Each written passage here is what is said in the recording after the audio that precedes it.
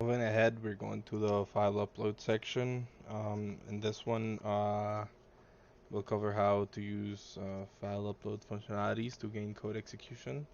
So in web applications, especially the ones using file systems to determine what code should be run, we could get a code execution on a server if we manage to upload a file with the right file name, often depending on the extension. In this section, we'll see how the basics of this type of attacks. So we're working on a PHP application, so we need a PHP web shell. I'm using Visual Studio for the example number one. So we have to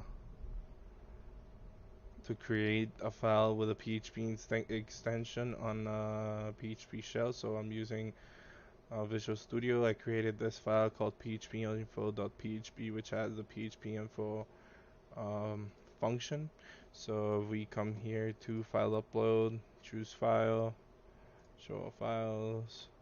It should be here, local disk, examp, HD docs, PHP info. Here's our file. We could click on open, send file. Here we see that we obtained the PHP info from the website as expected. So now, example number two is a little bit trickier, but it's very simple.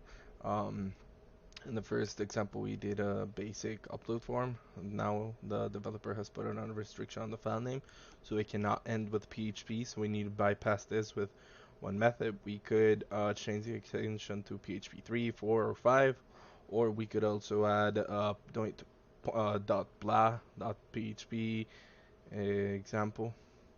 So for this one, I've created the php.blah file, so we're gonna upload that one.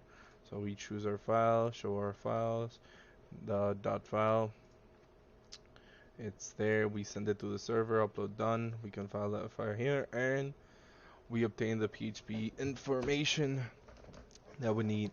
And that would conclude our file upload section, and we're moving on to the XML related attacks.